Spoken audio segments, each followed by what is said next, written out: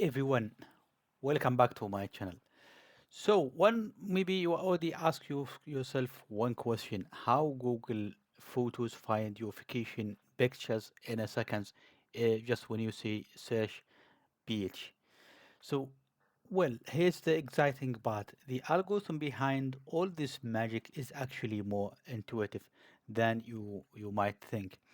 So today I'm going to show you how SIFT algorithm or scale invariant feature transform, the brilliant indeed algorithm that give computers the power of sight. And here's my promise. We are going to understand it using simple visuals, and of course I will show you some codes, and every and I'll make it, let's see, no equations, no complex, let's see, talking, just pure understanding. So welcome to SIFT, and maybe I will try to explain it in few minutes, so you will see exactly how computers learn to recognize images, ready to discover something amazing. So what makes, let's see, SIFT algorithm so special? So let me show you with this simple example that will make everything clear. And as you can see here, this is the same house, and this one here is a normal, and this one is rotated and maybe zoomed out. You can see it's a small one. To our side, to our eyes, they look quite different, right? But to SIFT, they are clearly the same object. So SIFT works like a pattern, let's say, detective. It finds the unique, let's see, special features, or it called, let's see, fingerprints in images that stay recognizable no matter how the images are changed. And you can see it's why it's called scale invariant feature transform. If you see, if it's rotated, scaled, and slightly changed in lighting, they will stay finding the same features in both different images. And you can see, if it's this is the original image, this is rotated, and you can see there's still uh, match. So these, as you can see, also these red dots, each one makes distinctive features that Safe can spot again and again, even when the image is transformed. So, and that's the way Swift find these features is, let's see, logically. So we are about to see exactly how it works, step by step, using ideas you will find completely intuitive. So let's just start with the first step, and I think you will find this approach quite clever. So, SIFT tackle a smart problem. Some features are only visible at a certain, let's say, zoom level. Sometimes, if you are close to the object, you can see some features. But if you go far away from this object, you can see some other, or let's say, different features, right? So, instead of choosing only one view, it creates multiple copies of the same object, of the same image, at different size. So these octaves, you can see octaves, are simply the same image at different resolution. For instance, let me just, I have the same image here of the SIFT itself, and you can see this is the original, let's see, image from the paper publication, and you can see here's the first scale with the same, with the original image size, and this is now the second one, which is minimized, or let's see, resize the images. But please don't be confused. Let me just go back to here, and imagine now we have, let's see, three or four, or maybe the original one was, I think, four octave. And as you can see here, the full image, the image size, let's say the first octave, it's 800 by 600, just for example, and the second one is half of the size, and the third one is also quarter size version. So now let's see we have three octaves.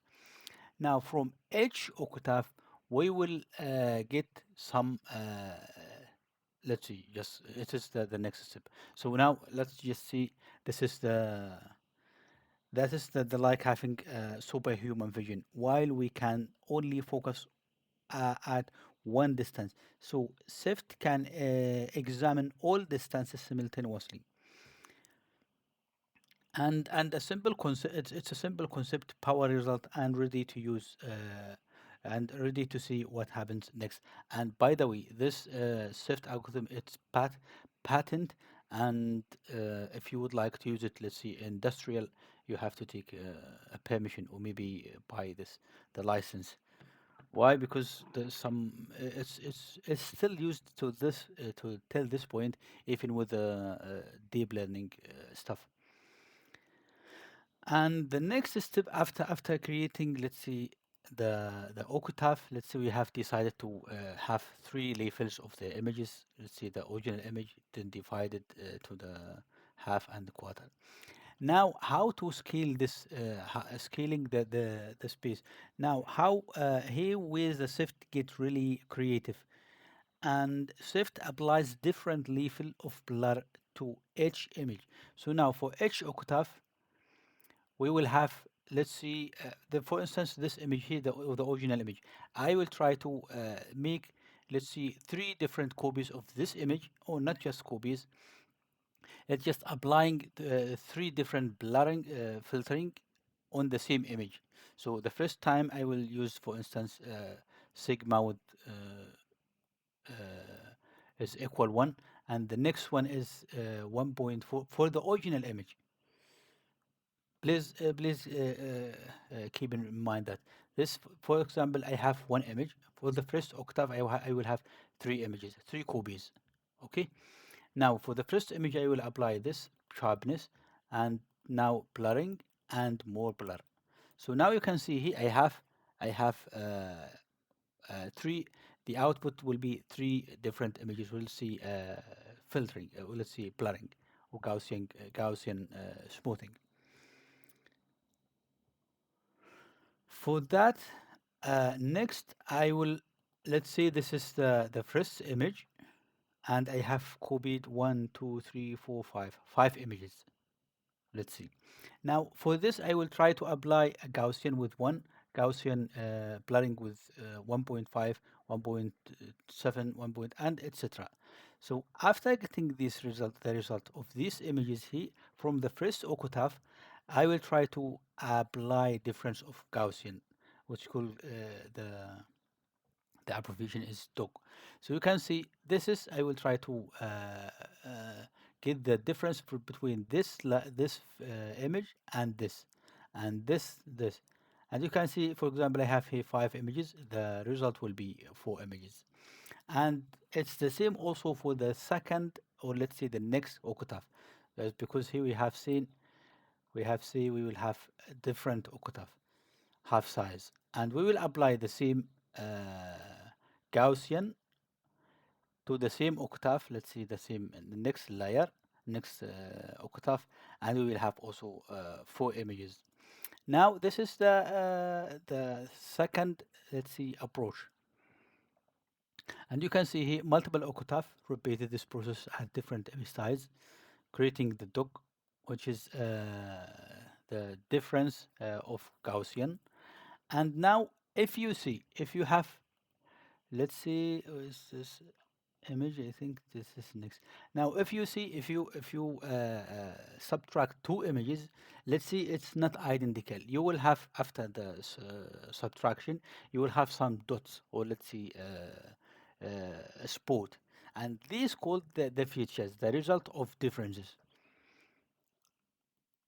And here, let's see, this code,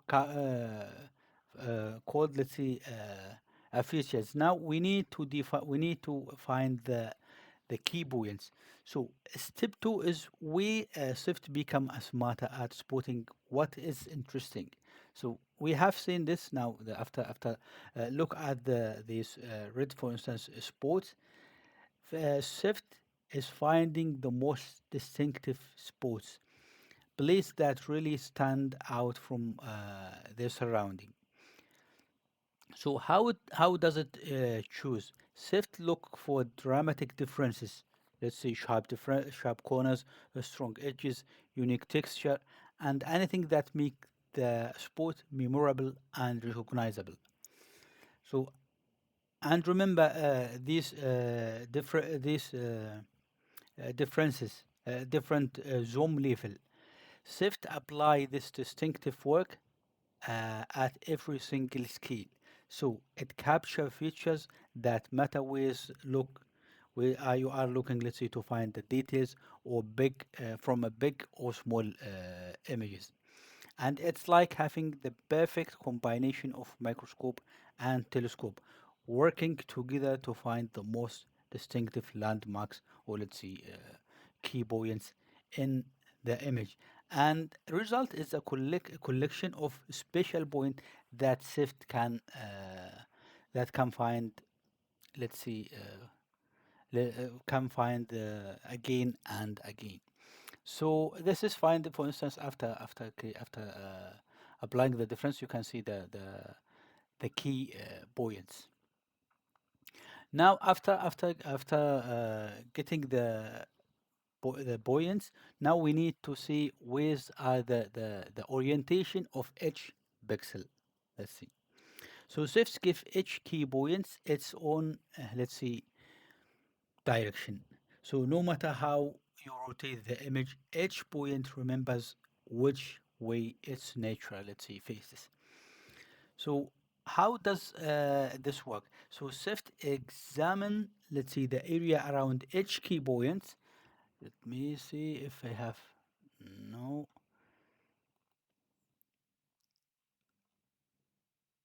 I mean, the result will be like this. You can see here, this is the direction of each key point. And you can see this is the X point. And sometimes you can see it's a small key point, and sometimes it's a, let's say, a large key point. It based on the surrounding pixels. And here you can see each point, or let's say key point, has already a direction, right? Now, what is the next step here? The next step is to describe orientation. We have already said this is the orientation, and you can see the orientation. Now creating the feature descriptor.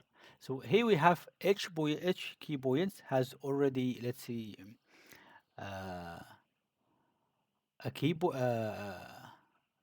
an orientation like we have seen in this one here. Now we need to have descriptor creation. So we need some descriptors. Why we need these descriptors? So these descriptors will be used to compare with the other images. So imagine I have one image. Let's see, I have this image here, right? And I will apply these all these steps for this image, and this also steps all the steps for the second image.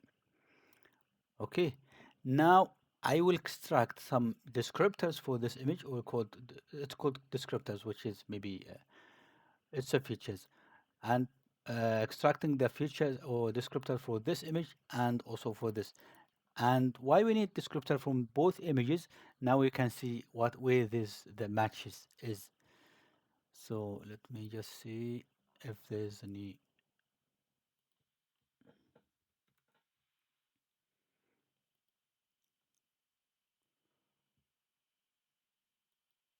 It's also from the publication. And you can see if even if the image is already rotated and upscale, you can see some features is already detected, for instance here. And this is the descriptor here, and we have the descriptor for the other image, and we will calculate, for instance, the distance to see how these descriptors are close to each other. Okay, we already go in this one here. Now, as we see, creating the feature descriptor. we have analyzed, let's see, 60 by 60 pair pixels, and divide them into 4 by 4 subregions, and create the histogram of gradient of direction.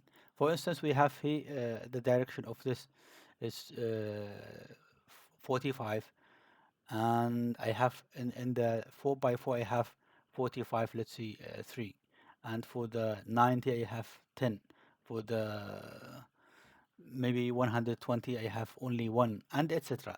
So this is creating the histogram of gradient. Now the result is in 128 unique numbers. This is the descriptor of each of all of the image descriptor. So now think of it as a SIFT writing a detailed descriptor. This corner has strong, let's say, vertical patterns, maybe a smooth area here, and rough texture in this direction. So the description is a unique that SIFT can recognize the same feature even when the image is rotated or resized, or maybe sometimes it's the light is changed. And you can see some, let's say, word application is references images. You need, like, let's say, to extract for instance, image retrieval. You have you have you would like, let's say, to let's say, to retrieve the similar images that are similar to whatever you want. For instance, for instance, I have already implemented algorithm that, of course, using SIFT. I have images. Sometimes I have a duplication. For some reason, I have copied to some the other, let's say, hard disk, and now I have the same image, but it's duplicated in several locations. So I have implemented with the SIFT. It's still, let's say, it's working perfectly, but I will see slowly. Now I just the input is one image, and try to compare the other images, extracting the SIFT features from all the images in the directory, and just retrieve the similar images. Now after that I can remove, let's say, the duplication. And of course there's also some tools to do this stuff. And one, maybe I just repeated this SIFT, it's all still used till this point here. So what are the cons and pro and cons? So it's robust, and even it work with rotation, scaling, and lighting changes. Create a unique descriptor, and time test and proven for anyone can prove this stuff. And it's find the same features constantly. If you run, I mean, this the algorithm several times, you will have the same features. And as you can see here, it's slow, because my, let's see, removed application algorithm, let's see, implementation, it's slow. Why? Because it's trying to do these 4 steps for each image in the directory. And as I already mentioned, that it's a patent. So if you would like, ah, it's it's already expired. And if you would like indeed to use it, you have to write. You have to get a permission from the authors. And maybe I still have this one here. It's just to show you the steps of the SIFT. So in the beginning, you have, for instance, the image. You have the image. You have to read the image. If there's no image, you can create a synthetic image. Now, how many octave I have? I have, for instance, 4 octave. How many number of scales? I have 5 scales. Now the sigma is 1.6, and this factor for the next sigma will be 2 times this one here. This is the factor. And you can see here creating a synthetic image. It's not needed. So now building octaves, we have we have this image here, and I will have, for instance, number of octaves. It was 4. Yeah, 4. and here dividing the images divided by 2, and you will have five five octaves, or four. Let's see, four images. The result of this will be four images here. Now, building a Gaussian pyramid. Now, for each octave, create multiple Gaussian blurred regions. So you can see I have one octave, the first octave, and I will apply for the first image in the octave. I will apply five different blurring. Now the next step is building a difference of Gaussian. So for for each octave, let's see pyramid. Here I have Gaussian pyramid. For each pyramid, I will try to calculate the difference, and then finding the key points, and then detect the extrema, which is dividing the images into region 4 by 4 to extracting the extrema, and then visualizing the result. This, I think, it will help you just to understand how the stuff is working. I think that's it for today, and thanks for watching, and see you next time.